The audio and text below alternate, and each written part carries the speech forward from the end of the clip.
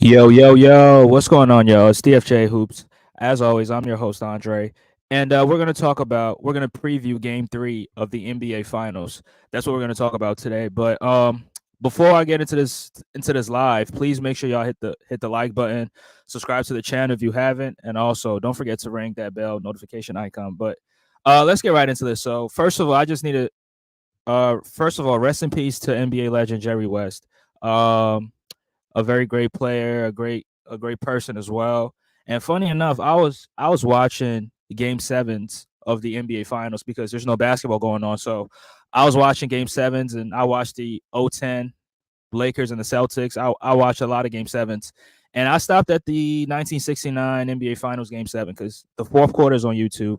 And I was watching the Celtics and the Lakers, and Jerry West was, he was so sensational in that game, and he was clearly the best player on the floor. But unfortunately, the Lakers lost, so uh, he lost in the finals. But it's just funny how, I mean, not funny, but it's just surprising how I was watching him play, and then a few hours later, you get the news that he just passed. So rest in peace to Jerry West. He's a legend, a great player for the Lakers. He did a lot for teams like the Lakers, the Clippers, the Golden State Warriors. Not just a player, but as an executive, he's really contributed to the game of basketball. So shout out to him. I have a few stories about him. Aaron McKee told me a few stories about Jerry West, but yeah, rest in peace to Jerry West, man. I wasn't expecting this. I am so devastated right now, but yeah, prayers up to his family because this is very very sad. It is very sad. 86 years old. It's sad that he just passed unexpectedly. So rest in peace to Jerry West, and my condolences to his family members. But let's get into these. Let's get into this game right here. Let's talk about this game. So a quick recap from games 1 and 2. So Boston is up 2-0 in this series, and yeah, Dallas is down 0-2 right now. They head back to Dallas for game 3, and a lot has to change if the Dallas Mavericks really want to win this game or win this series, because if they keep using the strategies they use in games 1 and 2, they will most definitely lose this game tonight, and they will ultimately lose the series because I don't see the Dallas Mavericks coming back from a 3-0 deficit. I just don't see it. So a lot of changes have to happen in order for that to work. But let me start on the Boston Celtics side. So with Boston, I don't really think they're gonna change anything up. All their strategies, offensively and defensively, everything is working perfectly for them, right? And if there's anything that has to change, I think Jayson Tatum has to be better as a player. I mean, just scoring wise, because he has been so terrible in these finals. I mean, in terms of scoring wise, not just overall, because overall he's doing other things. He's rebounding, he's playmaking, he's playing defense at a high level, and him by himself single handedly has shut down the Dallas Mavericks pick and roll offensive game. He shut that down because they put him on the center, they put him on Derek Lively, Daniel Gafford, and when they call for the switch, he switches on to Luca, and he gives Luca a lot of problems because he's very very fast on the perimeter, and you can't just blow past him like that. So he's been solid, overall, but just scoring wise, I think he was 6 for 22 in game 2, which is so terrible. And if you add all his 8 games in the playoffs, scoring wise, it's just atrocious. His field goal percentage is atrocious. His true shooting percentage is atrocious. So he has to be better scoring wise. Now I think that's the only thing that has to change for the Boston Celtics. Other than that, their offense has been superb, right? They're attacking the Dallas Mavericks. Dallas has a lot of issues trying to contain these offensive guys. They get blown by almost every single time. I saw a stat that says Luka Doncic got blown by 13 times. 13 times in game 2. That is that was so funny. But the thing is, Luka is looking to poke the ball once you get past him. And I mean, these guys are so fast, so Luka's not able to react as fast as these guys. So they're just blowing past him, getting to the basket, making plays. And that is really hurting the Dallas Mavericks. And Dallas is also making it easier for them because they're switching on defense. And there's no reason for them to switch on defense because they don't have the athletes, they don't have the personnel to play that type of defense. Now Boston can get away with that because they have the athletes. They have guys that can guard 1 through 4, 1 through 5, and they have guys that can switch onto the perimeter and pretty much hold their own on the perimeter. I mean, even Al Horford has been doing a solid job on the perimeter because he got switched out onto Luka a couple times and he gave Luka trouble. So they are afforded. They can't play a switching defense. The Boston Celtics can afford to play a switching defense because Joe Mazzulla's he's very, very confident with his guys on the floor playing, one-on-one defense, and it's worked out pretty good for them. Now Luka has been taking advantage a little bit of the little guards like Derek White. He took him into the post and hit that fall away shot on them a couple times. He had a few fall away shots on Jayson Tatum as well from that mid range area. So he's doing everything he can offensively for his team, but defensively, Luka Doncic has been so trash, and they definitely have to fix that up. But I just want to give Joe Mazzulla. I have to give him a lot of credit for his game plans in these first 2 games. And like I said on my last live, I think Joe Mazzulla is a better coach than Ime Udoka, and I'm willing to debate anybody on that. If you disagree with me, I'm willing to debate. I'm willing to give you my reasons why I think Joe Mazzulla is a better coach than Ime Udoka. And if anybody want to debate me on that, I'm willing to I'm willing to accept that. But we have to give him a lot of props in terms of his game plans and how he's limited the Dallas Mavericks offense in these first 2 games. I mean, like I said, he's shut down that pick and roll offense, right? He's completely shut that down. He's also shut down the corner threes that PJ Washington and Derrick Jones Jr. were getting in previous series, like the series against the Minnesota Timberwolves, the OKC Thunder, and the Clippers, right? He's not giving up. The Boston Celtics are not giving up corner threes for these guys. They're giving up above the break threes, and they are more than confident. The Boston Celtics are more than confident giving up those threes because that's a game plan because they're not so efficient above the break. Now, in the corners, it's a different story because we saw PJ Washington against the Thunder hit a ton of corner threes. So we just have to give Joe Mazzulla a lot of credit for his game plans, right? Because he had enough time to game plan for this Dallas Mavericks offense, and he did exactly it. Watched a few previous series, saw what they did best, and saw what they didn't do best, and he's capitalizing on that situation and making the Dallas Mavericks take a lot of above the break threes and not giving them too many corner threes. Now we saw a couple plays where Luka came off that double drag screen, and he flashed to the corner, hit a catch and shoot 3, which was good, right? But they're not really getting those looks from the corner as much. So I think one of the adjustments that Dallas has to make is to run plays to get these guys in the corner for them to shoot corner threes because they're good in the corner. PJ Washington, Derrick Jones Jr., they're good corner 3-point shooters. They're not good shooting threes above the break. And if you give them above the break shots, they will definitely miss a whole bunch of them. Now, PJ Washington was 1 for 5 from the 3 in game 2, and most of them were above the break. No corner threes. And it's just working in the favor of the Boston Celtics because that's their game plan, and they just want to give up above the break threes. They don't want to give them any corner threes. So let me get to this comment right here. My man, Humble Man 420, bro. I appreciate you for being here, bro. I appreciate you. He says, DFJ, what's up, bro? At work. Yeah, you getting it in, bro. Yeah, I feel you, bro. Kyrie seen worse down 3-1. Yeah, I'm gonna get to Kyrie in a few minutes, right? I'm gonna get to Kyrie in a few minutes. No, but in all seriousness, 13 zip Boston versus Kyrie is a wild stat. It definitely is. It definitely is. And I think it's since he stepped on Lucky, that's when he's been losing to Boston ever since. But I mean, they could change a few things in Game 3 if they really want to win because Kyrie's definitely a part of the problem, and he has to be better on both sides of the floor, offensively and defensively. He can't afford to go 6 for 18 or 6 for 19 in Game 3. Otherwise, the Dallas Mavericks will lose, and they're gonna definitely lose this series. But bro, I appreciate you for being in here, bro. Like I said, I appreciate you for being here.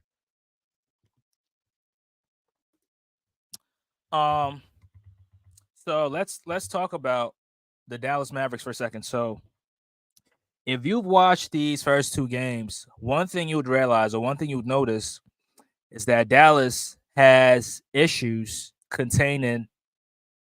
They have issues containing the ball. Now, whoever's guarding who from the Boston Celtics, whether it's Luka guarding Jayson Tatum, Luka cannot keep Tatum in front of him. Right? Tatum is always driving past him. He's always blowing past him, and sometimes it's just easy because he blow past him, gets in the lane, and their defense is on a scramble because somebody has to quench that fire, right? Because you can't allow Jayson Tatum to get to the rim at will, right? You can't let him get to the rim with ease.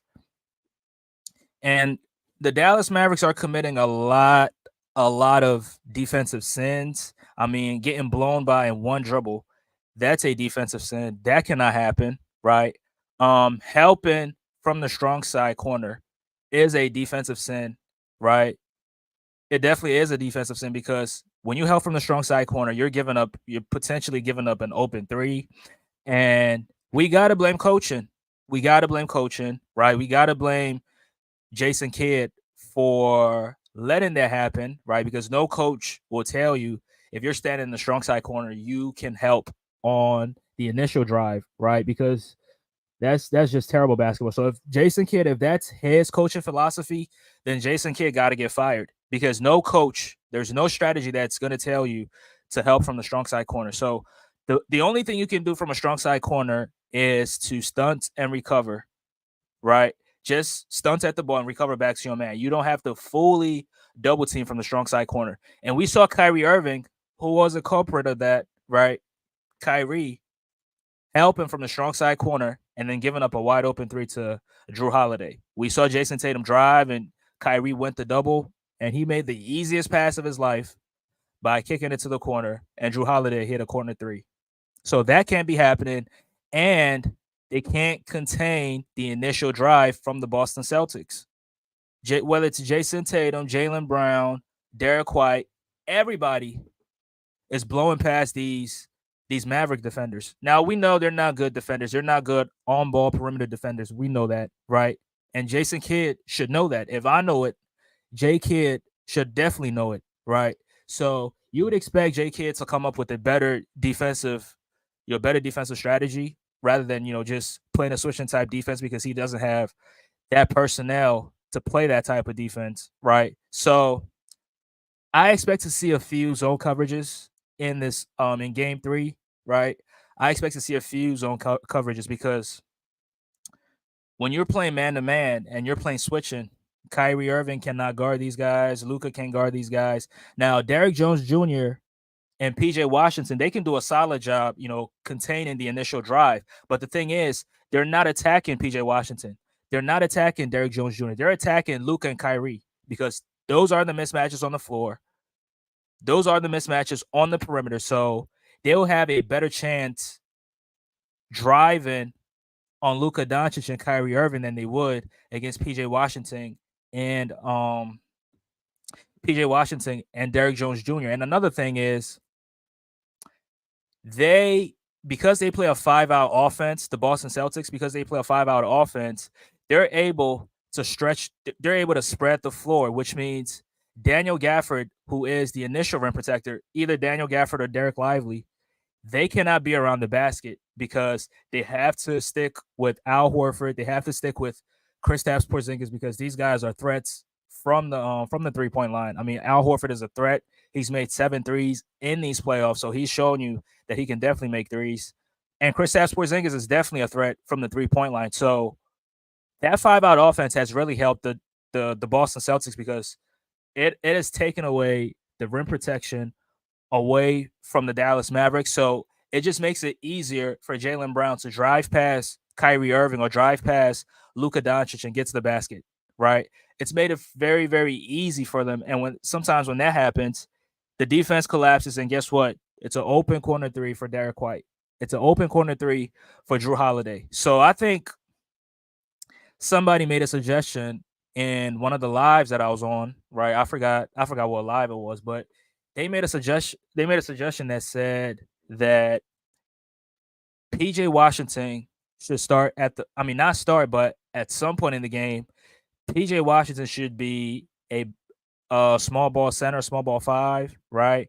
But the thing is, J Kidd has already tried out that lineup. I think in game one and game two, they tried it by benching Daniel Gafford, benching Derek Lively, and using Maxi Kleber at the five. But the thing is, he wasn't making his threes. They spread the floor, but they were not making their shots, and that was by design. That was a part of the game plan because they were not giving corner threes. And like I said, these guys are great, or let me not say great, but these guys are good corner three shooters. Maxi Kleber is a good corner three shooter. PJ Washington, Derek Jones Jr. These guys are great from the corner, but if you're giving up above the break threes, right? If you're giving above the break threes to PJ Washington, he's not going to be efficient with it. If you're giving Derek Jones Jr. and Maxi Kleber, if you're giving these guys threes from above the break, they're not going to make it. But if you give Kyrie above the break threes, Kyrie's definitely going to make it. But the thing is, for whatever reason, Kyrie's always in the weak side corner. I don't know why, but with their spacing and their positioning on the floor, he always ends up in the weak side corner if he's not on the ball. Now, if he's on the ball, it's a little bit different for them because he's able to generate offense by himself. But I don't know why he's always in that weak side corner. So I think a little bit should change.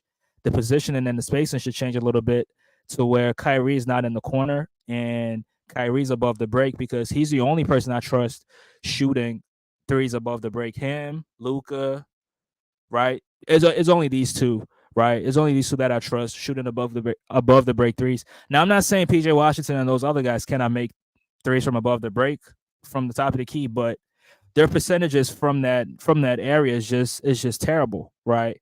And what Joe Mazzulla has done is he's capitalized on that, and he's just giving them looks from above the break, giving them looks from the wing, looks from the top of the key, because he knows these guys are not going to be pretty efficient with it. So we got to give Joe Mazzulla a lot of credit for that, right? So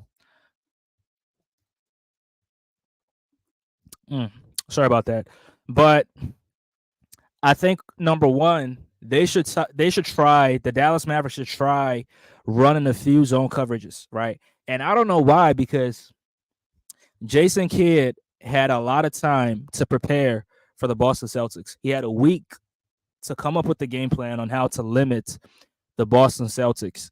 And in 2 games, we haven't seen that. And my whole question is why, right? Why have we not seen it? Now, I don't want to call him a bad coach.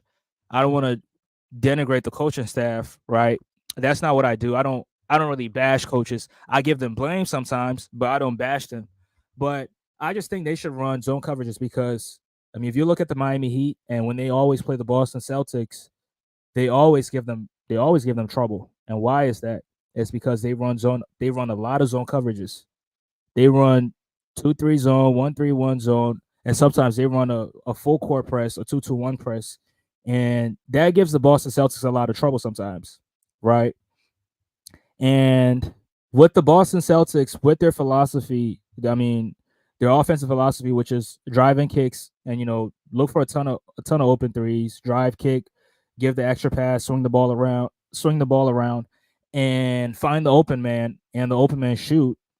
That really works if you're playing against the zone defense because the zone prevents dribble penetration, right? And we've seen Boston looking for drives, looking to collapse the defense and kick it out to open shooters. So if you're playing zones, right, it's gonna limit the dribble penetration to a minimum and force these guys to shoot threes, right? And that's how Miami always has a lot of they always have success against the Boston Celtics because Boston likes to shoot threes. And if you're playing these zone coverages, you're gonna be forced to take a lot of bad threes, and that always works in the Miami Heat favor. So I think Dallas needs to uh, they need to adopt that defensive coverage and try running it and see what happens. Just I'm not saying run zone coverages the entire game, right?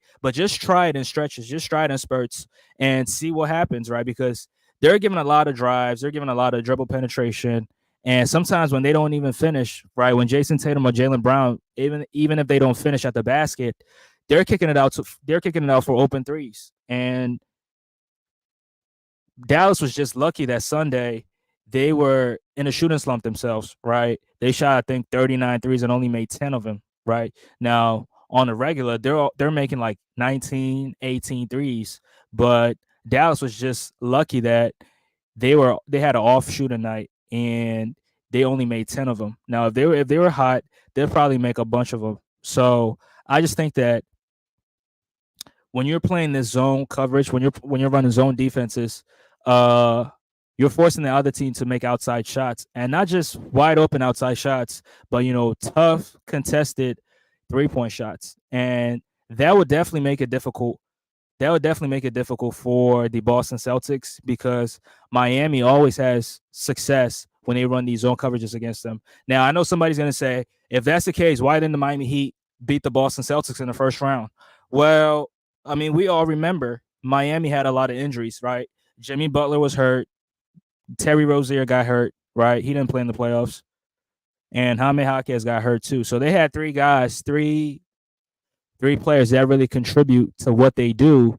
These guys were out. So I don't think that is a good question to ask. Now, to be fair to the Celtics too, last year's team is way different from this year's team, right?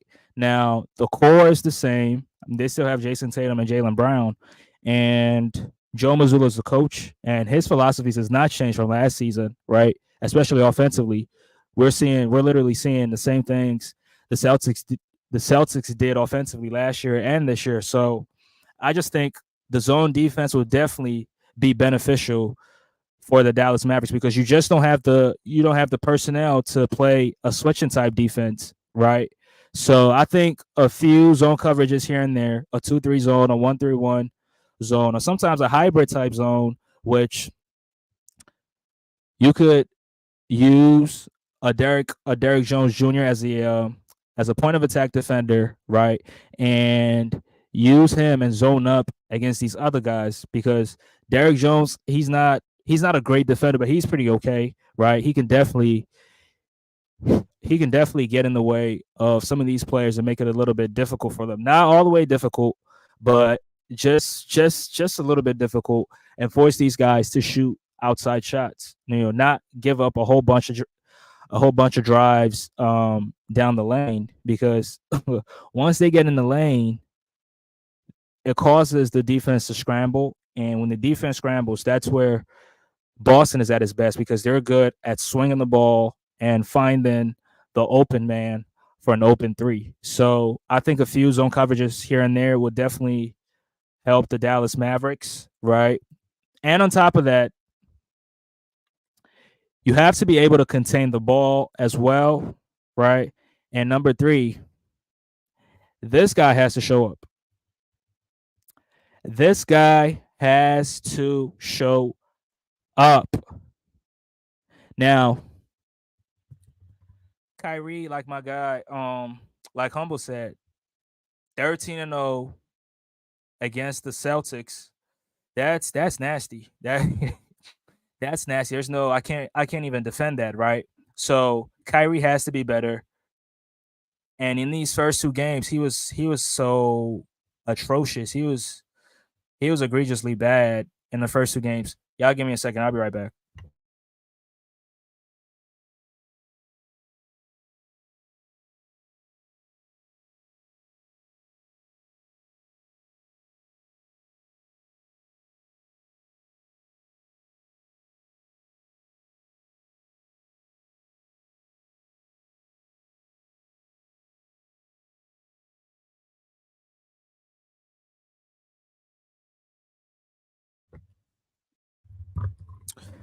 Yeah. Sorry about that. Sorry about that. But yeah, smash the like button as you come in, man. Smash the like button. But Kyrie Irving has to be better in this game in game 3. If the Dallas Mavericks are going to have a chance to win, I think Kyrie Irving has to be a much better player than he has shown us in these last 2 games. Now, like I said, he's averaging 14 points on 37% true shooting. That is so atrocious. That is so terrible, especially from your second option or somebody who's supposed to be the second option, averaging 14 points on 37% true shooting. That is so atrocious. And I don't know why. I don't know why nobody is talking about this, right? Nobody's saying anything about Kyrie Irving. He's been terrible. And for whatever reason, he's getting a pass, right? I don't know why. Now I see a few Mavericks fans, calling him out, telling him to be better, right? So, but for the most part in the media, you don't really hear anything, and it's like they're just letting Kyrie off the hook, and that can't happen. If the Mavs want a chance to win this game tonight, Kyrie has to show up at least 25 points, and not just 25 points, but efficiently. He has to be a menace. He has to attack the Boston Celtics early, right? And also, he has to get help from his teammates as well because he can't do it by himself. Luka can't do it by himself. It should be a team effort, right? So, in the process of it being a team effort, I think these guys have to, there has to be a lot of movement, right? Because sometimes the offense gets a little bit stagnant, and you see a lot of players standing, not doing anything, not moving, not cutting, not doing anything, and they're just watching Luka Doncic to go to work. Just it was like, Luka, just make something happen. Just do a few dances here and there and shoot the ball, and let's see what happens. And we're gonna live with that. And that can't happen because Luka cannot play 1v5 against the Celtics. Kyrie has to show up. PJ Washington has to show up. Daniel Gafford has to show up as well.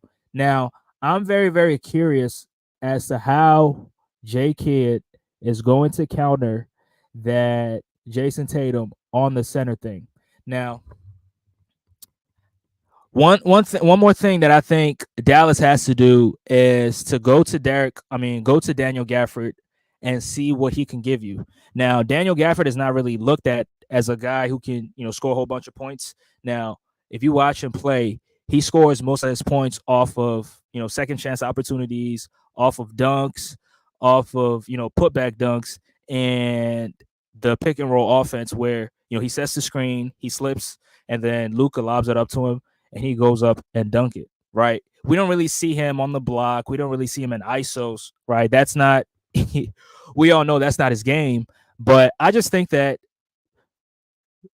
J Kidd should give him the ball on the block sometimes and let's see what he can give you. Because in game 2, when I was watching film, I noticed that he had 4 possessions against Jayson Tatum on the block and he went to work. And he was 3 for 4 on those possessions against Jayson Tatum, right? One of those moves was a baseline. He spun baseline and he dunked it. And I think the second one was he got it and he posted up Jayson Tatum. He went to his chest and he was able to dunk it. So I think J Kidd should go to him and let's see what he can give you. Now, I'm not saying go to him all the time because I don't think he's going to be a very good passer out of the double. I don't think he's going to be a good passer out of the double teams, right? Not all players can make the right pass like Jokic and like a few other centers in these and a few other centers in the playoffs. In the league, not all centers are able to make good passes. Embiid used to be terrible when he gets double teamed. You could 9 times out of 10 when he got double teamed, he was going to turn it over. Him, Anthony Davis is one of them, right? And a few other centers, they're not really good passers out of the double team. So I don't really think that Daniel Gafford is going to be a good passer out of the double teams. Now, he makes a few good passes here and there, right? Sometimes on the short roll, when he's met at the basket, he's able to, kick it out to the open shooter in the weak side corner, right? We see him make passes like that, but can we see him make like a extraordinary pass to, get out of the double team? I don't think so. So I'm not saying that J Kidd should go to Daniel Gafford almost every single time. No, I'm not saying that. But let's see what he can give you. I mean, just try and see what he can give you, especially with Jayson Tatum on him, because he's much stronger than Jayson Tatum, right? So in the process of him being much stronger, that gives him a little bit of an advantage. Now, Tatum has the length to, bother his shot, alter his shot, block his shot, whatever. But just go to him and let's see what he can give you, right? Now we know Luka's gonna be Luka. Luka's gonna do his thing. He's averaging 30 in a series, right? So I don't really have anything to say about Luka. Now, I have one more thing to say about Luka, and he has to be better at the free throw line. Now he's shooting like 46% or 41% from the free throw line. That's terrible. That's worse than Shaq. And we know Shaq was a atrocious free throw shooter, right? So Luka has to be better at the free throw line. Now they lost in game 2. They lost by 5 points, right?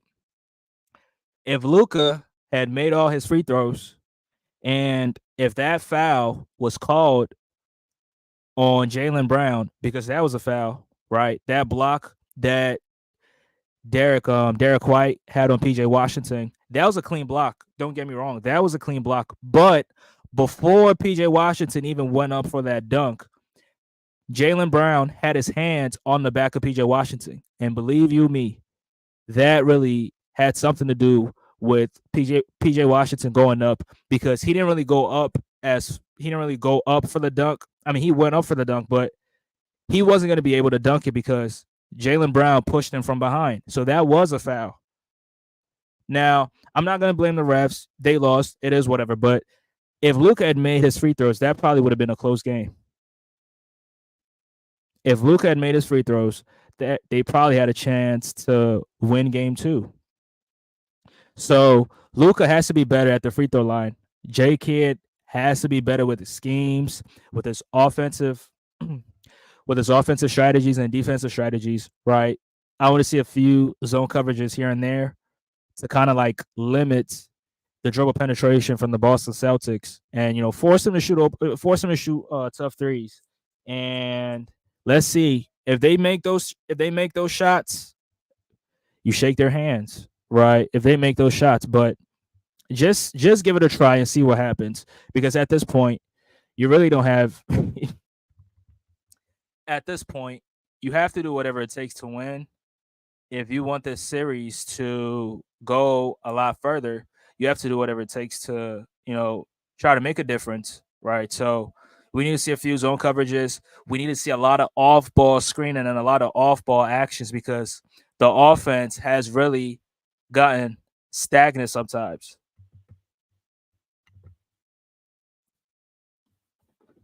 Humble says, I want to see Luka get one game at least. Yeah, I don't. You definitely don't want to see a sweep, right? I want to see Luka get a game as well, right? And the thing is, I really believed that Dallas had a chance, but if they keep playing the way they're playing, if Kyrie keeps not showing up, if they keep switching on defense, right, and conceding to mismatches and making it very, very easy for the Boston Celtics, they would definitely lose. They'd definitely lose. So, but yeah, I definitely want to see Luka get a game or 2, maybe even 3. And let's go to a game 7 and see what happens. But oh, shout out to my guy Tuna Sports. He says, is KP out or active today? I think he's day to day. They haven't really ruled him out or cleared him to play yet, but he's day to day. And his injury is just, man. His injury is just, I think they said the tendon or ligament around the ankle has popped, which is a very, very rare injury. So it's just, man, I don't know, man. Kristaps, it's so unfortunate that he's so injury prone. But if Kristaps is not playing tonight, that kind of like changes the Boston Celtics strategy a little bit, because Porzingis has really been a huge factor in this series. I think in game 1, somebody could make the argument that he was the best player. He came off the bench in the first half, 18 points, and that really helped the Celtics. And he was, he was really helping the Celtics a lot off the bench. So if he's not playing, you're losing some level of scoring, you're losing some level of rim protection, and you're losing length on the perimeter as well because they sometimes get Kristaps on the perimeter and he's able to hold his own, right? He's able to contest shots, he's able to alter shots. So, yeah, if he's not playing, that really is a big blow for the Boston Celtics.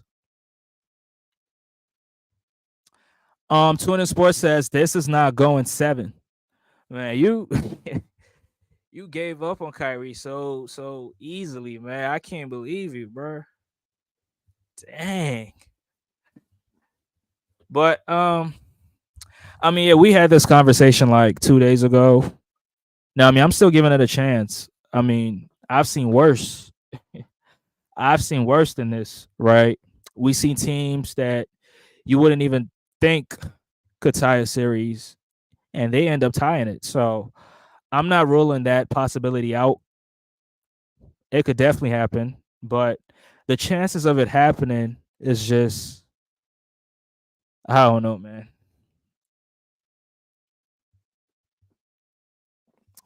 Robert Williams had injury problems, but I still make that trade for Chris Apps. Yeah, exactly. Yeah, I make that trade too. Definitely, because Chris Apps is a much better player than Robert Williams, and I mean Robert Williams is a better rim protector than Chris Apps.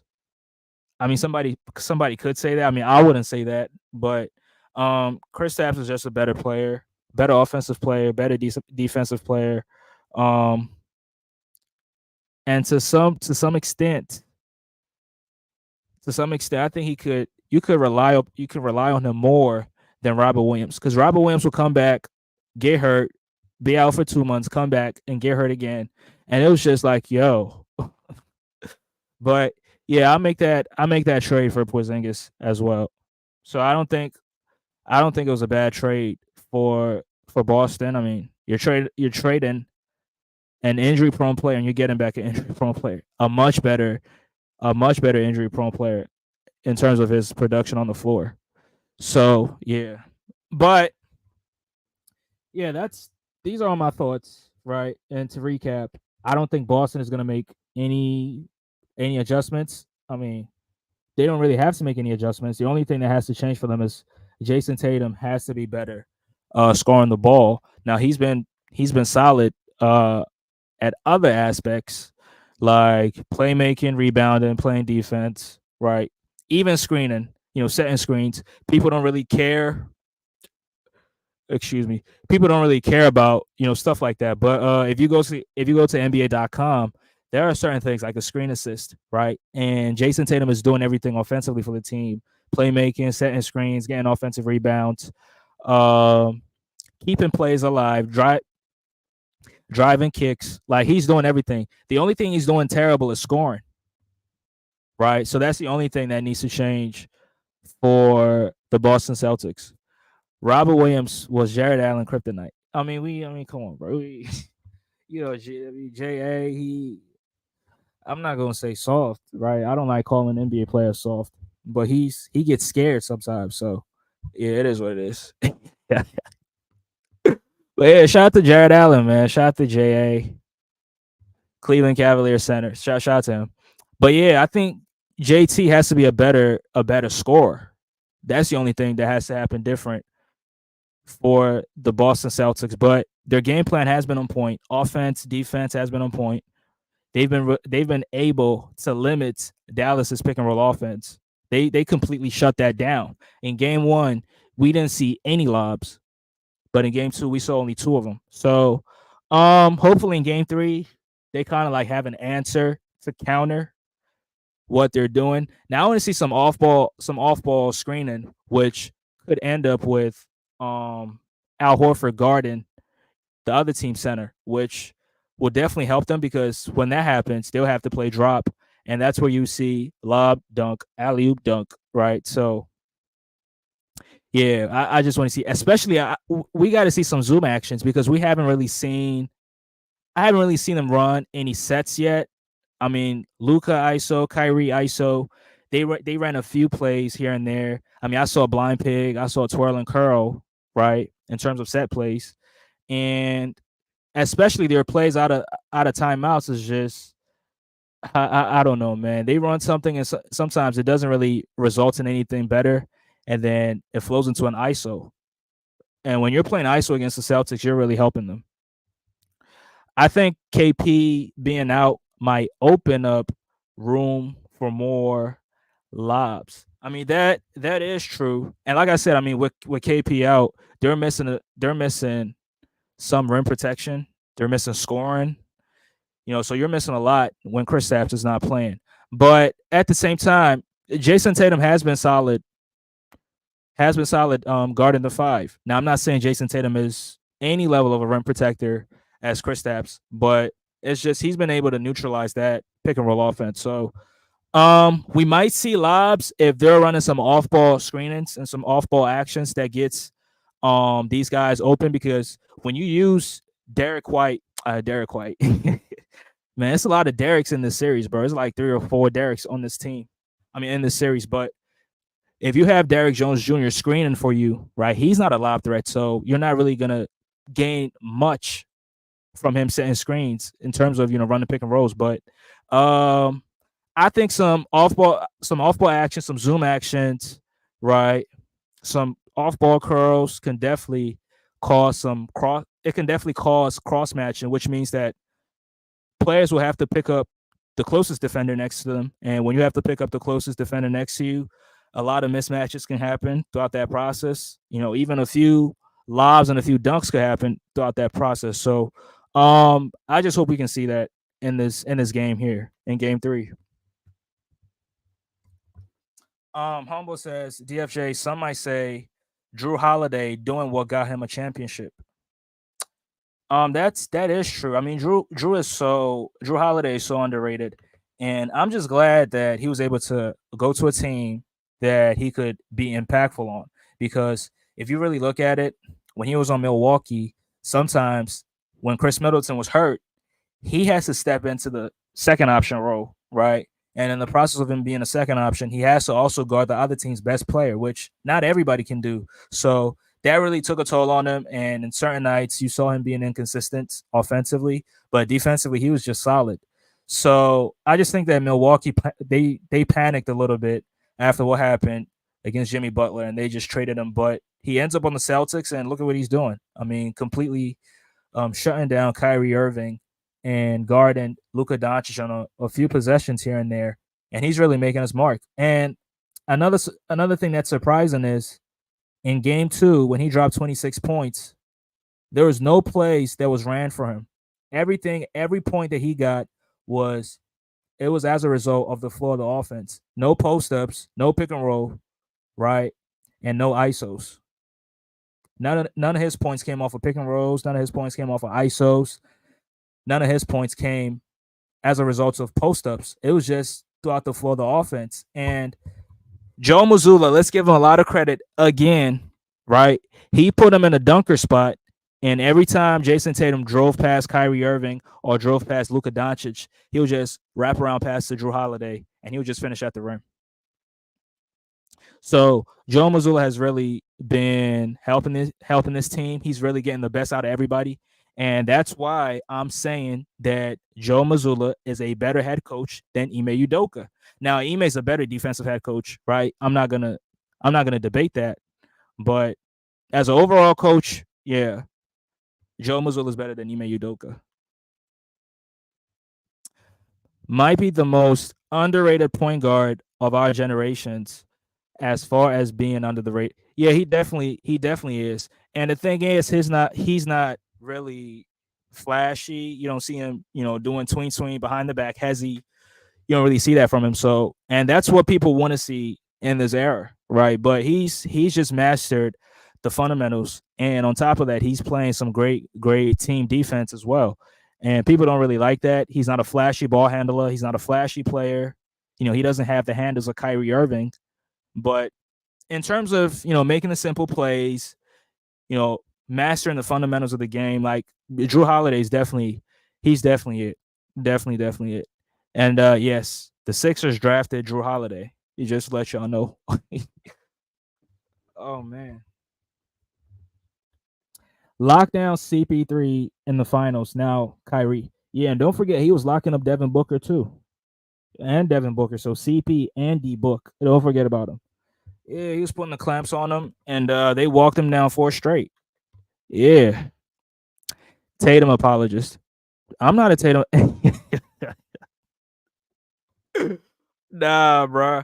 Nah, bro. Listen, I'm not a Tatum apologist, but I mean, I'm not just looking at the game like scoring wise. Now, it's a shame that the media, that's what they care about in terms of, who's the finals MVP, who's this. But, bro, Jayson Tatum has been so valuable and so effective in this series, not just scoring, because he's making some great plays on both sides of the floor.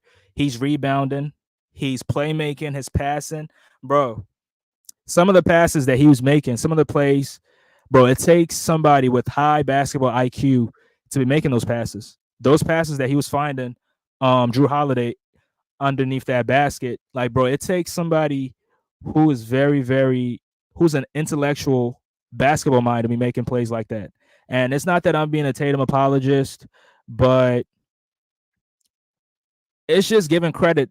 It's just giving credit to these players when credit is due. Bro, I don't like the Celtics. I mean, I'm a Sixer fan. I hate Boston, but if somebody makes a great play, you have to applaud them. If somebody's playing great, not. I mean, he's noticed that he's not being effective scoring wise, so he's doing other things, rebounding, playing defense. Bro, he single handedly has shut down Dallas's pick and roll offense. So you definitely have to give him credit for that. Now scoring, yeah, I can get that. But the thing is, he's on a team that he doesn't have to score 40 for his team to win because other guys can pick up the slack, other guys can get it done. So yeah, so yeah, that's how I leave it as.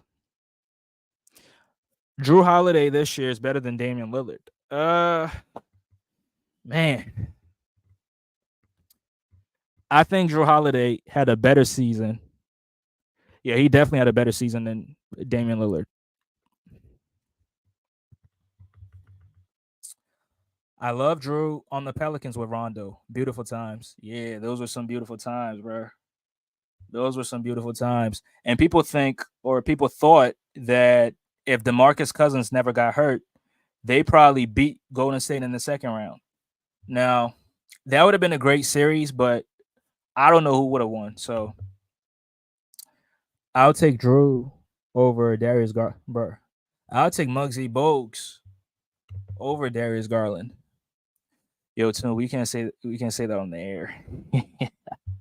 Yeah, Tuna Sports, bro, listen, humble. Tuna Sports, he sold out for the bag, bro. I've been trying to tell you.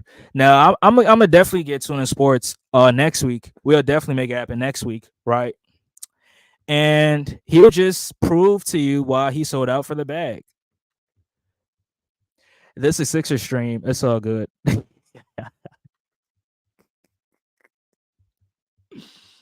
You making me reconsider buying that. Yeah, bro, go get it, bro. Go get it. Go get it. If that was Donovan, they would bring up him being 6 for 22. Bro, that's not true, bro. Jayson Tatum gets cooked more than Donovan Mitchell, bro. Stop it. Donovan Mitchell hasn't been out the second round. Nobody talks about it. The only guys y'all hear that never made it out the second round is Embiid. You never hear anybody cooking Donovan Mitchell for not getting out the second round. So stop it. And Donovan Mitchell had pretty good teams, and he never got out the second round. The only thing he gets praised for was for eliminating Russell Westbrook, PG, and Carmelo Anthony. That's it. Nobody cooks Donovan Mitchell, bro. So stop it. Now, if it was LeBron, yeah, you got a point there, but not no Donovan Mitchell, bro.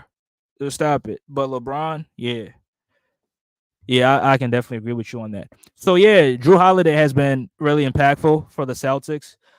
Derek White as well, playing defense, shooting the ball, just hustle plays, right? Playing defense, shooting the ball, and a few other little things that people you're not really going to get credit for. Recovering loose balls, going after offensive rebounds. Like these are little things that if you're only watching the box score, you're not going to see it. But if you watch the game, from start to finish, you'll definitely see Derek White's impact for the Boston Celtics. And I mean, Kristaps is. We don't know if he's going to be playing or not. Hopefully, he plays. You don't want to see guys go down with injuries like that. So yeah, but Jaylen Brown as well. I mean, huge impact. I mean, he's been the best scorer for the Celtics, and on defense, he's also been solid. I mean, he's taken the Luka Doncic assignment. I mean, he's not locking him up. I mean, Luka's still dropping 30. He's averaging 30. So, but I mean, he's making it difficult for him because if he's not on him, Luka probably drops 40 or 50. So, shout out to Jaylen Brown. Shout out to him playing, like he said, he's playing the best basketball for his career. I mean, his best basketball in his career so far. So, shout out to him. I think he's in his prime. He's definitely in his prime. So, yeah, stop it. Tatum has more help than Donovan Mitchell. Uh, I mean, if you talk about right now, yeah, Tatum definitely has more help. But let's go back to 2021, right? Donovan Mitchell had the defensive player of the year on his team, right? Rudy Gobert, right? He had not one, but two six-man candidates of the year, and he had the six-man of the year on his team, and Jordan Clarkson, and had Joe Ingles, and those two were in the six-man of the year runnings, right? He had two All-Stars on his team. Mike Conley made the All-Star team that year. Rudy Gobert made the All-Star team that year. Quinn Snyder was the All-Star coach that season as well. And if I'm not mistaken, Quinn Snyder won Coach of the Year. I mean, I don't know. Y'all could look it up, but I think he did. If he didn't, then, my bad. But in that season, Quinn Snyder was one of the best head coaches that season, right? So we're not going to take anything away from Quinn Snyder. So he had a pretty good team, right? Had solid role players, right? And Utah was number one in offense.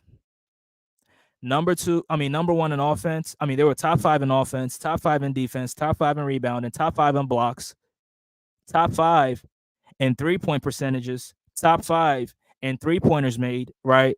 I'm not making this up. You can go look it up. Top 5 in net rating. And they get to the playoffs and they get walked down by the 4th seeded Los Angeles Clippers. And Kawhi Leonard got hurt.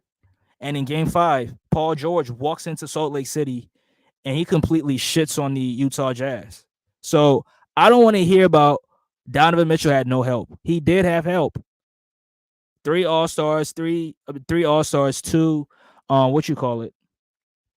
2 6-man candidates, and the minivan was on that team as well. George Niang was on that Utah team as well, and he was making threes. He was shooting 40% from the three. So he had shooters around him, he had scorers around him, right? He had defenders around him as well. The guy on the Phoenix Suns right now, I forgot his name. Royce O'Neal was on that team, so he definitely had help. And they was the number 1 seed in the West. So I don't want to hear it, bro. Who had better? Oh, now you want to use the word better to kind of like make yourself feel good, bro. Stop it. He was the first seed, just like Jayson Tatum and his team is the first seed in the Eastern Conference that season. Donovan Mitchell was the first seed in the West, and they got walked down. So I don't want to hear it by Pandemic P. Y'all was calling Paul George Pandemic P, and he redeemed himself. So I don't want to hear it. And he blew a 25-point lead in Game 6.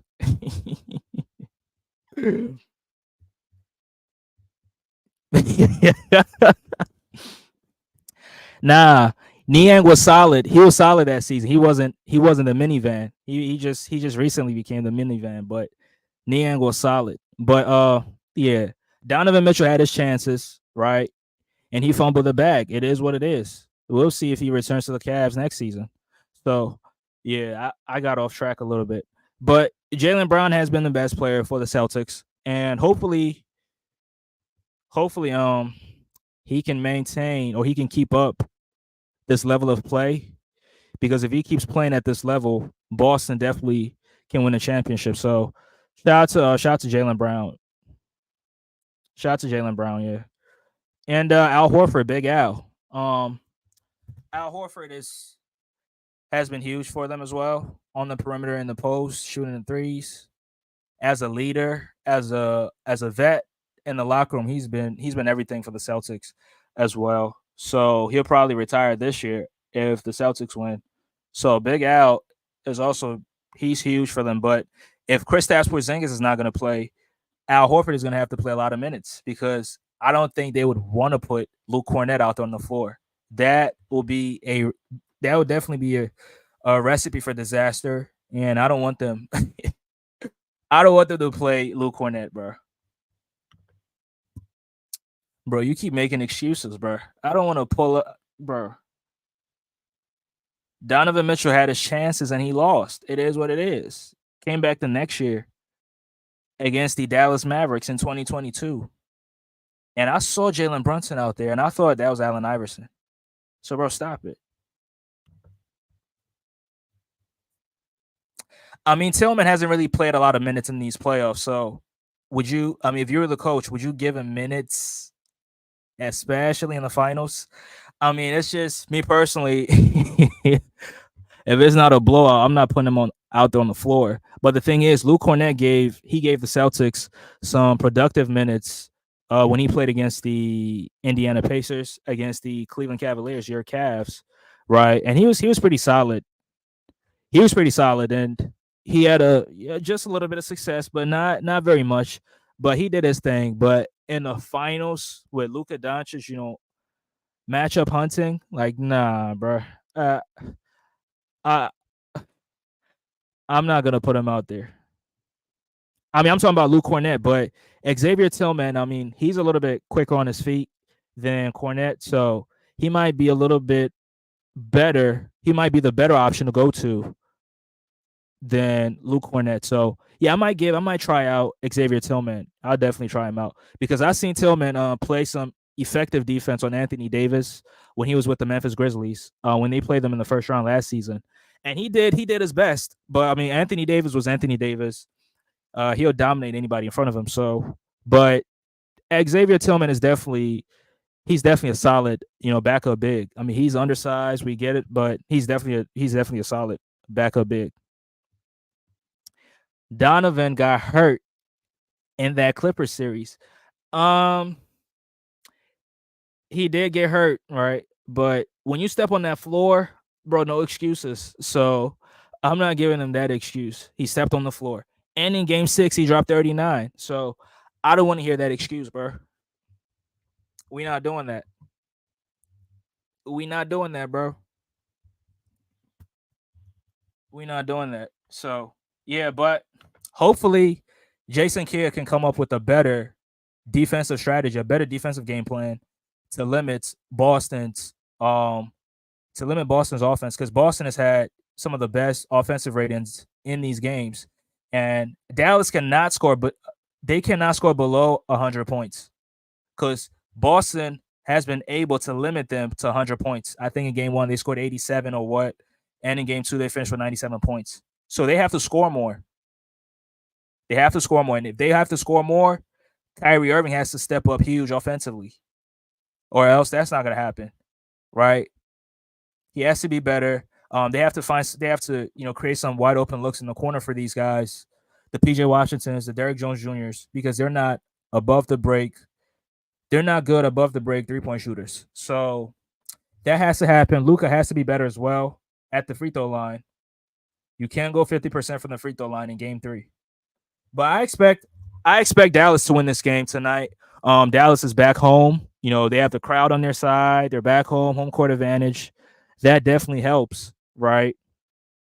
So I expect Dallas to win this game tonight. But even though I'm expecting them to win, it's not a guarantee that they're going to win. They have to do certain things much better in order to win. They can't play a switching side defense. And I'm just surprised. I'm just shocked that Thomas is not calling out J Kidd. Now, if it was Ty Lue, Tuna Sports, if it was Ty Lue, he would have demolished Ty Lue. But other teams, other teams that have players he don't like, he blames the players. But teams that he does like, he'll blame the coach. I don't know if you really recognize that, but he'll never blame Kawhi Leonard. He'll never blame Paul George. He'll blame Ty Lue. But if it's Boston, he'll blame Tatum. If it's Luca, I mean, if it's Dallas, he'll blame Luca. And if it's Phoenix, he'll blame Devin Booker. So you can see that the consistency is not really there. So Thomas, you just got to be better, bro. Got to be better. Boston is just a difficult matchup. Yeah, I agree. I definitely agree. It's a terrible matchup for them. It's a terrible matchup. None of this matter if Kyrie. Yeah, that's what I'm saying. Kyrie definitely has to step up because if Kyrie steps up, they definitely score over 100 points. And Kyrie, I think Kyrie could definitely play better defense than what he's been playing in the first 2 games. He can be better defensively. Now it's tough because he's undersized and he's playing against guys who's 6'4", 6'5". Right? I get it. I mean, I've been in that position multiple times where I had to guard the other team's best player, and I'm undersized, and they just you try to make it difficult for them, but sometimes they just they're just too good. So it's not his fault. Thomas and T Sweet, yeah, T Sweezy, yeah. If Joe Mazzulla, if they lose, it's Mazzulla's fault. But he doesn't give Ime Udoka any blame for playing drop coverage on Steph Curry. Even I wouldn't play drop coverage on Steph Curry. But yeah, it is what it is. But yeah, that's all I got. That's all I got. The game is at 8 o'clock or 8:30 tonight. I'll probably do a short video to recap the game. I'm not gonna go live after the game, but I hope to see a better game tonight. Boston will definitely look to go up 3-0, and Dallas will look to win one game at a time to kind of like tie this series to make it a series and send it back to Boston. So it's definitely going to be a great game tonight. If I'm to predict, I would say that Dallas win by 3 points. That's as far as I'm going. I think Dallas wins by 3. Luka Doncic finishes with 32. Kyrie finishes with 25. Yeah, I'm living in a fantasy world, but it is what it is. Twitter Sports says Mavs win game 3 and lose game 4. If they win game 3, they definitely win in game 4, bro. They are definitely winning game 4. But the thing is, I mean, Boston has been so great on the road. They are undefeated on the road. So it's just very, very difficult. So that tells you that their role players play better on the road as well. I mean, as much as role players play better at home, their role players play better on the road as well. So it's just gonna cancel each other out. But I'm definitely favoring I'm favoring Dallas to win tonight. Tuna Sports says Kyrie for 30 points. I'll be glad. I'll definitely be glad. And an efficient 30. We don't want to see 30 points where he goes 13 for 29. No. Or 6 for 29. No, we don't want to see that, bro. Because like I said, he has a 37 true shooting percentage. That is so terrible. That is so terrible. He is yet to make a 3-pointer in this series. Kyrie is yet to make a 3-pointer in this series. He's 0 for 10 from the 3-point line. That is so terrible. And especially for a guy who's been 50, 40, 90 at some point in his career, Kyrie definitely has to be better. Now, he's shooting 100% from the free throw line. That's okay. We'll definitely give him credit for that, but you definitely have to make some threes as well and play some good defense as well. So, yeah, exactly. Kyrie's better than this. We know that. Yeah, he definitely is, but I don't know if it's the Boston Celtics crowd that was getting to him or maybe the ghost of Lucky was hunting him, at the Garden. I I mean, I don't know, but But yeah, Kyrie much better than this, bro. He is much better, and he's at peace. You know, he's a religious man. He fasts. He does everything that he needs to do right. But yeah, you gotta put the ball. You gotta put the ball in the basket, bro. We gotta see you put the ball in the hoop, bro. That's what we asking for, and you gotta play some good defense as well. Now, I think if he's guarding Derek White, I think he should be guarding Derek White because when they switch and Kyrie has to guard the ball handler, it's just an easy blow by Jayson Tatum. It's just an easy blow by Jaylen Brown. So I don't want to. That's why I say I don't want to see them switching because they just don't have the personnel to do it.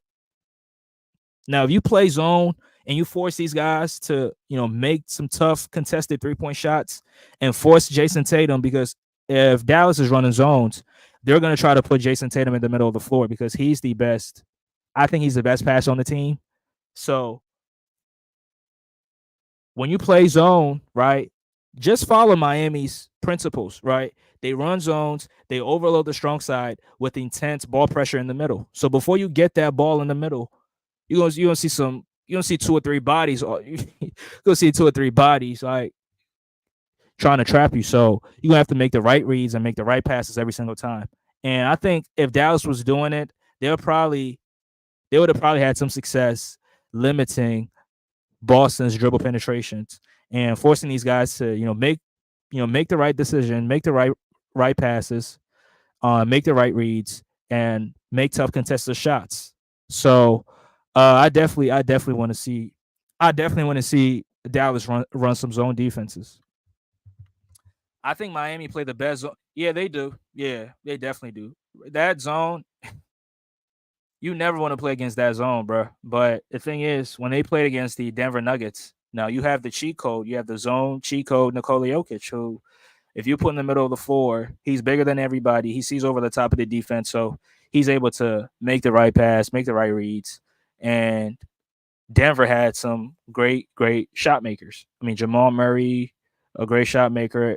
KCP, good shot maker. So yeah, that really helped them. But I don't think Boston has the passer. Jayson Tatum, as good of a passer that he is, he's not Nikola Jokic good. So I think they should definitely adopt that philosophy and see how it goes. Now in zone defenses, it's not a perfect defensive coverage, but there's no perfect defensive coverage, right? When you play defense, you're giving something up. You're taking something away you're giving something up to take something away. So um if you're giving up threes, you're taking away their ability to dribble penetrate and, cause the defense to be on a full rotation and kick it out to open shooters. So giving up giving up threes. I mean, you're not just giving up threes, but you're gonna contest all these tough 3-point shots. So I definitely want to see it. I definitely want to see it. So hopefully they run some zone coverages sometimes, right? Or a matchup type zone. Not using the same coverage every single time. Like keep them guessing. Oh, are they in a 2-3 zone? Are they in a 1-3-1 zone? Oh, is this a 3-2 zone? And you see how it goes. You keep these players guessing. They don't have to figure out what kind of defensive coverage it is. So yeah, I hope Dallas do what I'm saying. I mean, who knows? I mean, they have better basketball minds than I am. So Kyrie or Luca going for 40 tonight. F it. Hey, hopefully, yeah. I'm with you on that, bro. I'm definitely with you on that. Hopefully this happens, and hopefully they win. Because if you score all those points and you lose, what's the point? So, yeah. Appreciate everybody that tuned in to this live. Shout out to my guy Humbleman 420. Shout out to my guy Tuna Sports as well. Yeah, I appreciate the support. Appreciate the love. Um, hopefully Dallas wins tonight, and we'll take it from there, one game at a time. But I appreciate you guys for tuning in. I'll catch you guys on the next one. This was another episode on DFJ Hoops. I'm your host, Andre. I'll catch you guys on the next one. Peace.